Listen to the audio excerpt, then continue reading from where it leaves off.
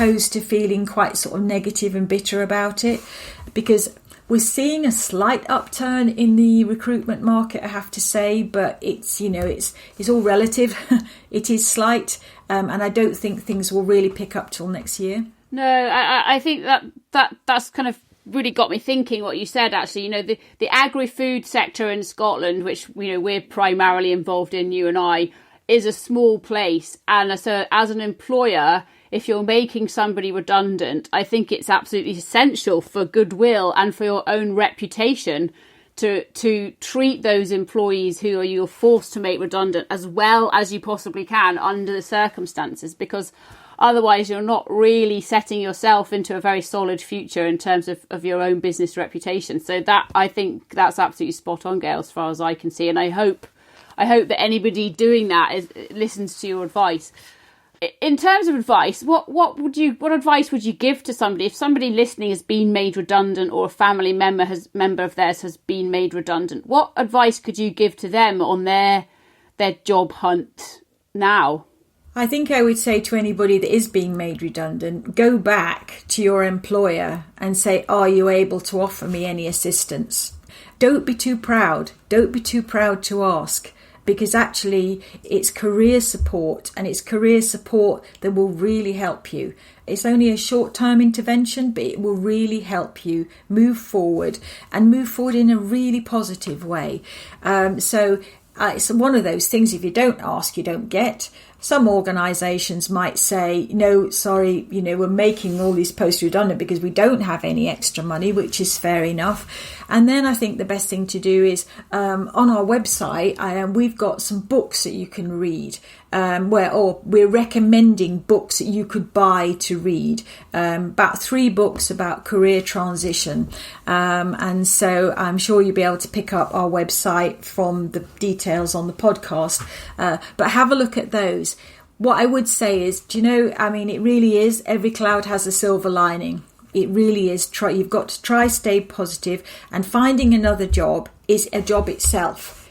So you can't play at it. You've actually got to really buckle down, get on with the work, and use your networks. Most jobs come from people who know of a job, heard of it. So go to your network, everybody you know, and let them know what you're looking for, and you'll be surprised how often 2 or 3 weeks will go by, you'll hear nothing and be thinking, oh God, this is awful.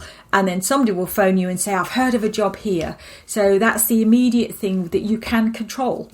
So it is all about figuring out what you can do and what you can control. Definitely. But yeah. And actually, I'm not qualified to give advice, but an observation that I've noticed actually, because I run my own business and I speak with a lot of other people who do the same, and I've noticed, I could probably think of 2 or 3 people who set up their own business and found their kind of entrepreneurial spark as a result of being forced out or made redundant from another job. So sometimes redundancy, I know it probably doesn't seem like it, but sometimes redundancy can be an opportunity to do that thing that you've always wanted to do and you've never just quite been able to take that step. So if you've got an entrepreneurial idea, maybe now is the time to make that fly. Oh, couldn't agree more. I couldn't agree more. So many people that are made redundant suddenly decide they're sick of working for other people, quite frankly, and they're going to try something out. And if you think, I'm pretty sure, I don't have the stats to hand, but I'm pretty sure that within Scotland, there are more entrepreneurial businesses, small businesses, than anywhere else in the UK. And I think there's a real spirit of that here.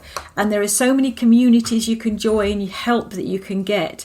And I think it's a question of don't be afraid. Try it. And you'll very, very quickly find people to help and support. I mean, we do that. We belong to a couple of groups where we get advice from people, they give advice to us, we share advice. And I think it's about working collaboratively with people. You don't always have to pay. I think a lot of people, when they start a new business, think, oh, I'm going to have to pay for advice for this and advice for that, and I don't know where to go to. There are people out there that are willing to help. And I think that's the way we all need to be. We all need to sort of support each other a bit more, and share advice and share knowledge, because it helps the whole at the end of the day. And I think it's what's come out of this is actually working together. We're all much stronger. Yes, absolutely. And I know you have worked in the past with RSABI, and one thing that they always say is that you never know what's around the corner. That kind of emphasises to me the need to support each other and congratulate other people's success. If somebody gets a new job but you haven't found one yet, congratulate them.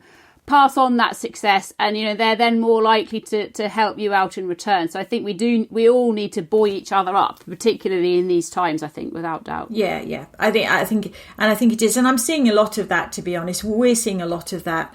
It's always been our philosophy, but we see it with other people as well in the same way. I think something. It's one of the things. If you approach somebody with a smile, you'll get a smile back. If you approach somebody with a kind word, you'll get a kind word back.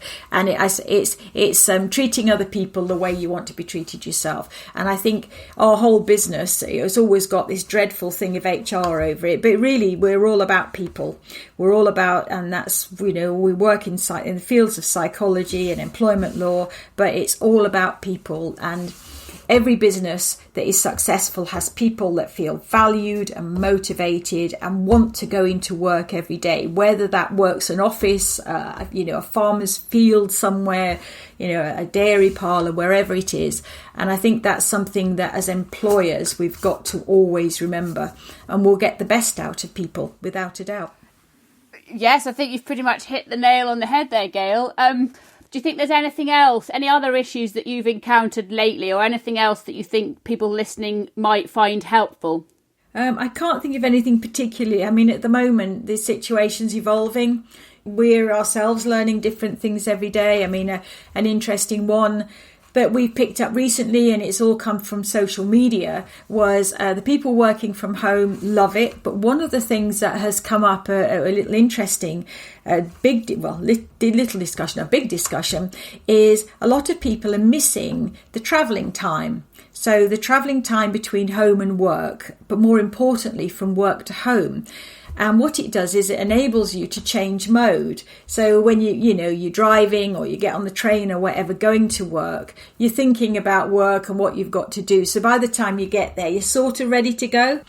On the other side of it, leaving work at the end of the evening, leaving your office, wherever you may be, leaving a factory, by the time you've got home, you're actually in home mode, work's finished.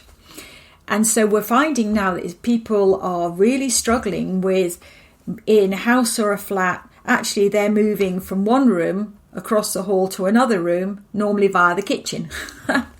And so they're finding that really difficult. And we've had many discussions now from employers and employees are saying, I can't stop working. I don't have the boundaries. Where does work stop and start? I go and sit in my little office and I go back into the kitchen to get some coffee and I put the washing machine on. And so I think as employers, what we've got to do is not be a nanny state and tell people what to do, but is give suggestions and ideas forward. And one of my colleagues, she's got a dog, and what she does is before she starts work each morning, she just walks the dog, and when she comes back, she goes straight to work. At the end of her day, however long that is, she walks the dog again. I've got another colleague who always, every single morning, goes and buys himself a cup of coffee and comes back, brings his coffee back into his own house and sits and drinks it. And I said, well, why do you do that? You could just make a cup of coffee in the kitchen. No, it's the actual act of doing it. So it's an interesting thing. But if we've seen a couple of people that have become burnt out, just exhausted, obviously employees of our clients. And what it is they've actually been living on their own, but they've just been working all the time and suddenly just been burnt out. So it's worth thinking about it. If you are going to work from home, set yourself some disciplines, set yourself some boundaries, because you've got to keep yourself healthy as well. We know that many people would listen to the OnFARM podcast on their journey to and from work. And people are listening in a different way in different places now. But, when you go out for your dog walk, or if you don't have a dog, just go out for a walk, plug your earphones in, listen to our podcast, I would say that, wouldn't I? Then you're creating that division, I think, between home and work. And I think that's healthy for all of us. Yeah, it is. Well, you'll laugh, but I listen to your podcast when I'm driving. So there you go. Well, thank you, Gail. Thank you. I think we've pretty much covered everything. So perhaps before we go, just to save anybody scrabbling around for it, do you mind just giving us your website address so that people can go on and find those book recommendations or find your contact details if they need them? Yeah, absolutely. So our website address is www.greenburn, green, B-U-R-N on the end, .co.uk. And please feel free to get in touch if you have any questions or you want to debate anything I've said. Great. Oh, well, thank you very much, Gail. Really appreciate your time. And you have been a busy, busy lady, probably busier than anybody I know, actually, through this period. So I hope at some point you get to take a break. But everybody who you've worked with will be extremely appreciative of your advice, I'm sure. So thank you again. Yeah, thanks very much, Anna. Thank you.